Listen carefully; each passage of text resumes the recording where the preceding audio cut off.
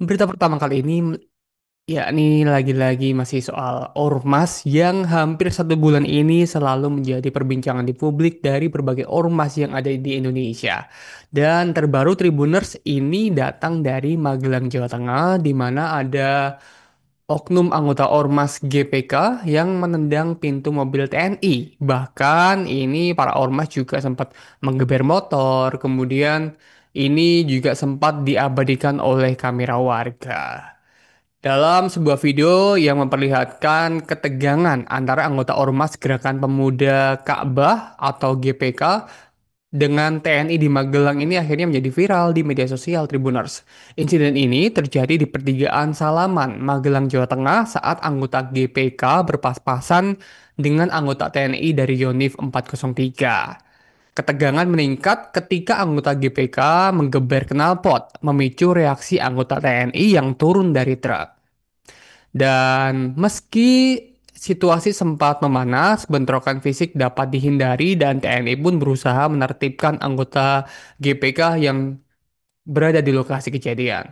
Tampak seperti yang ada di video di samping ini, Tribuners, ini para personil TNI yang berada di truk begitu ya, semuanya turun kemudian berusaha untuk melakukan klarifikasi begitu ya. Apa sih tujuan dari para ormas ini menendang truk yang dikendarai oleh TNI, kemudian menggeber dengan knalpot bro mereka, seperti itu.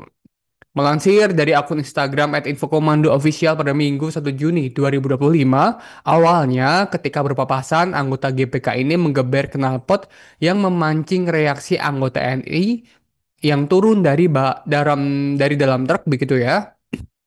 Dan kemudian sempat terjadi ketegangan begitu antara para anggota ormas dan juga belasan hingga puluhan TNI yang turun dari dalam truk itu Tribuners.